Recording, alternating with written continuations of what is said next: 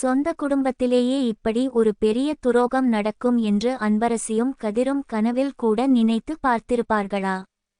நம்பியவர்களே கழுத்தறுக்கும் போது வரும் வலியும் வேதனையும் வார்த்தைகளால் சொல்ல முடியாதது. வணக்கம் நண்பர்களே, இன்று கனா கண்டேனடி சீரியலில் நடந்த நெஞ்சை பதறவைக்கும் சம்பவங்களையும் உணர்ச்சிபூர்வமான திருப்புமுனைகளையும் பற்றி விரிவாக பார்க்க போகிறோம். எபிசோடின் ஆரம்பத்திலேயே ஒரு மிகப்பெரிய அதிர்ச்சி காத்திருந்தது. ஆனந்த் தரையில் சுருண்டு படுத்துக்கொண்டு மன அழுத்தத்தில் தலையை பிடித்துக்கொண்டு துடிக்கிறான். அவன் முகத்தில் ஒரு பெரிய குற்ற உணர்ச்சி அப்பட்டமாக தெரிகிறது. உடனே எழுந்து தாராவுக்கு போன் செய்கிறான். தாரா தன்னுடைய ஆபீஸில் மிகவும் கம்பீரமாக அமர்ந்திருக்கிறாள். அவளிடம் ஆனந்த் பதட்டமாக, அக்கா, ஒரு பெரிய பிரச்சனை ஆகிவிட்டது என்று சொல்கிறான். என்ன பிரச்சனை என்று தாரா கேட்கும் போது ஒரு மிகப்பெரிய பிளாஷ்பேக் நமக்கு காட்டப்படுகிறது. அந்த பிளாஷ்பேக்கில் ஆனந்த் ஒரு பெண்ணின் குளிர்பானத்தில் ஏதோ ஒரு மயக்க மருந்தை கலந்து அவளுக்கு கொடுக்கிறான். அதை குடித்த அந்த பெண் சுருண்டு கீழே விழுகிறாள். இந்த கொடூரமான செயலை செய்ததை ஆனந்த் தாராவிடம் சொல்லி இப்போது என்ன செய்வது என்று தெரியாமல் பயந்து போய் நிற்கிறான். இதை கேட்ட தாராவுக்கு கோபம் தலைக்கேறுகிறது. முட்டாள்தனமாக ஏதாவது செய்து விட்டாயா என்று கத்துகிறாள். ஆனால் ஆனந்த் பதிலேதும் பேசாமல் மௌனமாக இருக்கிறான். அடுத்த காட்சியில் குடும்பத்தில் ஒரு மிகப்பெரிய பூகம்பமே வெடிக்கிறது. வீட்டில் அந்த பாதிக்கப்பட்ட பெண் ஜோதி சோபாவில் உட்கார்ந்து கதறி கதறி அழுது கொண்டிருக்கிறாள். அவளுக்கு ஆறுதலாக குடும்பத்தில் உள்ள பெரியவர்கள் இருக்கிறார்கள். அப்போது அங்கு வரும் கதிர் கோபத்தின் உச்சிக்கே செல்கிறான். அவனுடைய கண்கள் சிவந்து காணப்படுகிறது. தன் குடும்பத்தை சேர்ந்த ஒரு பெண்ணுக்கு இப்படி ஒரு நிலைமை வந்ததை அவனால் தாங்கிக் கொள்ளவே முடியவில்லை. ஆனந்தை சும்மா விடமாட்டேன் என்று கொந்தளிக்கிறான்.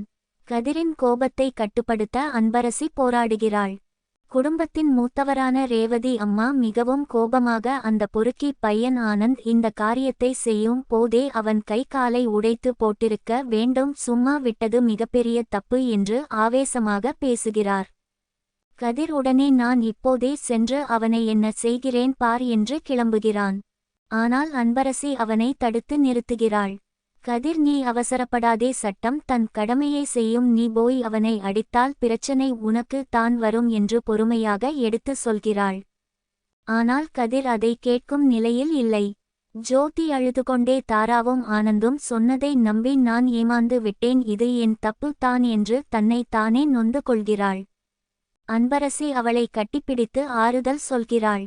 நீ எந்த தப்பும் செய்யவில்லை, உன்னை அவர்கள் ஏமாற்றி விட்டார்கள். கதிர் மட்டும் சரியான நேரத்தில் வந்து உன்னை காப்பாற்றாமல் இருந்திருந்தால் உன் வாழ்க்கை என்னவாகி இருக்கும் என்று அன்பரசி கண்கலங்குகிறாள். பெரிய இடத்துக்காரர்கள் பணத்தை வைத்து எதையும் மறைத்து விடுவார்கள், அதனால் அவனை நானே பார்த்துக்கொள்கிறேன் என்று கதிர் மீண்டும் கிளம்புகிறான். ஆனால் அன்பரசி அவனை போகவிடாமல் கெஞ்சுகிறாள். இந்த மிகப்பெரிய போராட்டத்திற்கு நடுவில் யாருமே எதிர்பார்க்காத வகையில் ஆனந்த் அந்த வீட்டிற்குள் நுழைகிறான்.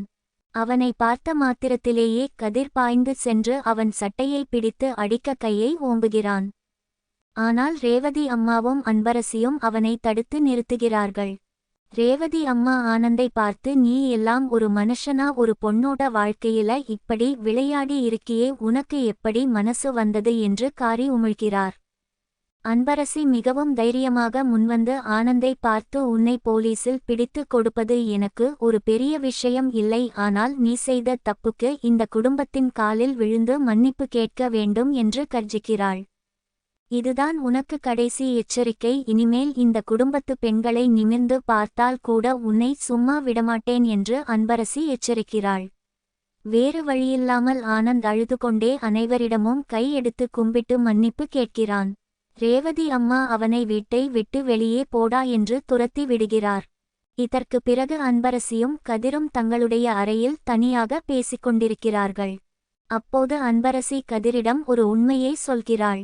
தாரா தான் இந்த சூழ்ச்சிக்கு பின்னால் இருக்கிறாள். ரேவதி அம்மாவை பழிவாங்குவதற்காக அவள் ஆனந்தை பகடைக்காயாக பயன்படுத்தி இருக்கிறாள் என்று அன்பரசி சரியாக கணிக்கிறாள்.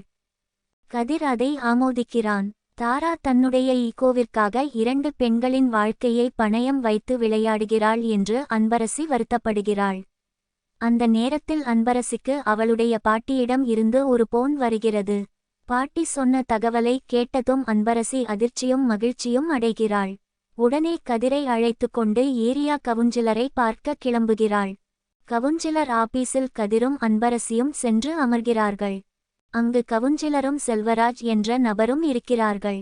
அவர்கள் கதிரிடமும் அன்பரசியிடமும் உங்கள் பாட்டி ரொம்ப காலமாக ஒரு சின்ன கடையில் கஷ்டப்பட்டு வேலை செய்கிறார், அவருக்கு ஒரு பெரிய ஹோட்டல் இடத்தை இலவசமாக கொடுக்க முடிவு செய்திருக்கிறோம் என்று சொல்கிறார்கள். இதை கேட்ட அன்பரசியால் நம்பவே முடியவில்லை. இவ்வளவு பெரிய இடத்தை எங்களுக்கு ஏன் கொடுக்கிறீர்கள் என்று கதிர் சந்தேகமாக கேட்கிறான். கவுன்சிலர் இது உங்களை மாதிரி கஷ்டப்படுறவங்களுக்கு நாங்க செய்யுற உதவி என்று சொல்லி அவர்களை அனுப்பி வைக்கிறார். ஆனால் அவர்கள் சென்ற பிறகு தான் எபிசோடின் மிகப்பெரிய திருப்புமுனை அங்கே நடக்கிறது. கவுன்சிலரும் செல்வராஜும் சாலையில் நடந்து செல்லும் போது ஒரு கார் வந்து நிற்கிறது. காரின் உள்ளே இருந்து ஒரு மர்ம நபர் பேசுகிறார். அவர்தான் அந்த இடத்தின் உண்மையான உரிமையாளர். அவர் கவுன்சிலரை பார்த்து நீங்கள் நான் சொன்னபடியே அந்த இடத்தை பாட்டியின் பெயருக்கு மாற்றிக் கொடுத்து விட்டீர்களா என்று கேட்கிறார். கவுன்சிலர் முடித்துவிட்டோம், ஆனால் நீங்கள் ஏன் இப்படி மறைமுகமாக உதவி செய்கிறீர்கள் என்று கேட்கிறார். அதற்கு அந்த மர்ம நபர் ஒரு பெரிய உண்மையை உடைக்கிறார். கதிர் ரொம்ப நல்ல பையன், அன்பரசியும் ரொம்ப தங்கமான பொண்ணு. ஆனால் கடந்த காலத்தில் நான் கதிரின் வாழ்க்கையில் மிகப்பெரிய வலியை கொடுத்து விட்டேன். அந்த பாவத்திற்கு பரிகாரமாக தான் இப்போது இந்த உதவியை செய்கிறேன். நான் நேரடியாக கொடுத்தால் கதிரும் அன்பரசியும் இதை ஏற்றுக்கொள்ள மாட்டார்கள், அதான் உங்கள் மூலமாக கொடுத்தேன் என்று கண்கலங்கி சொல்கிறார். இந்த ரகசிய நபர் யார்? கதிரின் கடந்த காலத்திற்கும் இவருக்கும் என்ன சம்பந்தம் என்ற பெரிய கேள்வி நமக்குள் எழுகிறது. இதற்கிடையில் தாராவின் ஆபீஸில் தாரா ஆனந்தை பார்த்து கொடூரமாக கத்திக்கொண்டிருக்கிறாள். என் தம்பி என்று சொல்வதற்கே எனக்கு அசிங்கமாக இருக்கிறது. அன்பரசி காலில் போய் விழுந்து மன்னிப்பு கேட்டு என் கௌரவத்தை குழி தோண்டி புதைத்து விட்டாய் என்று ஆவேசப்படுகிறாள். ரேவதியை பழிவாங்க நினைத்த என் திட்டத்தை எல்லாம் நீ நாசமாக்கி விட்டாய் என்று சொல்கிறாள். ஆனந்த் அமைதியாக நிற்கிறான். தாரா அவனிடம் உனக்கு இதுதான் கடைசி வாய்ப்பு, இன்னும் 2 நாளில் நீ சிங்கப்பூர் கிளம்ப வேண்டும், அதற்கான விசா வேலைகளை உடனே பார், அதுவரை இந்த ஒரு தப்பும் செய்யக்கூடாது என்று கடுமையாக எச்சரிக்கிறாள். இந்த பரபரப்பான காட்சிகளுக்கு பிறகு எபிசோட் மிகவும் இனிமையான மற்றும் காதல் நிறைந்த காட்சியாக மாறுகிறது.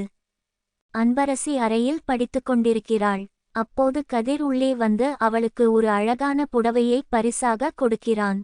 அன்பரசியின் முகத்தில் வெட்கமும் சந்தோஷமும் பொங்குகிறது. எதற்கு திடீரென்று இந்த பரிசு என்று அவள் கேட்கிறாள். கதிர் அவளை பார்த்து நான் சீக்கிரமே சிங்கப்பூர் போகப் போகிறேன், அங்கே சென்ற பிறகு உன்னை ரொம்ப மிஸ் பண்ணுவேன், அதான் உன்னை இந்த புடவையில் அழகாக ஒரு போட்டோஷூட் எடுக்க வேண்டும் என்று ஆசையாகச் சொல்கிறான். அன்பரசியும் புடவையை மாற்றிக்கொண்டு வருகிறாள். கதிர் அவளை விதவிதமாக போட்டோ எடுக்கிறான். அப்போது அங்கு வரும் ரேவதி அம்மாவிடம் கதிர் நீங்களும் அன்பரசியுடன் சேர்ந்து நில்லுங்கள் என்று சொல்லி இருவரையும் அழகாக போட்டோ எடுக்கிறான். குடும்பமே மிகவும் சந்தோஷமாக இருக்கிறது. எபிசோடின் இறுதியில் ரேவதி அம்மாவும் அன்பரசியும் தனியாக பேசுகிறார்கள். ரேவதி அம்மா அன்பரசியை பார்த்து கதிர் இப்போது எவ்வளவு மாறிவிட்டான் தெரியுமா, அவன் யாருக்காகவும் வளைந்து கொடுக்காத ஒரு முரட்டு சுபாவம் கொண்டவன், ஆனால் உனக்காக அவன் எல்லாத்தையும் மாத்திக்கிட்டான், அவன் வாழ்க்கையில முதலா ஒரு விஷயத்துக்காக பிடிவாதம் பிடிச்சான், அது உனக்காக மட்டும் தான் என்று மிகவும் ஆழமான ஒரு உண்மையை சொல்கிறார். இதை கேட்ட அன்பரசிக்கு வார்த்தைகளே வரவில்லை. அவளுடைய கண்கள் கலங்குகிறது. கதிரின் ஆழமான காதலை நினைத்து அவள் உருகி நிற்கிறாள். இப்படியாக இந்த உணர்ச்சிபூர்வமான எபிசோட் நிறைவடைகிறது. நாளைய எபிசோடில் என்ன நடக்கும் என்று பார்த்தால் கதிர் சிங்கப்பூர் சென்ற பிறகு தாரா மீண்டும் அன்பரசியின் குடும்பத்தை பழிவாங்க புதிய சூழ்ச்சிகளை செய்வாள் என்று எதிர்பார்க்கலாம். அதேபோல கதிருக்கு உதவி செய்த அந்த மர்ம நபரின் அடையாளம் அன்பரசிக்கு தெரியவரும் போது குடும்பத்தில் மிகப்பெரிய உணர்ச்சி போராட்டம் வெடிக்கும்.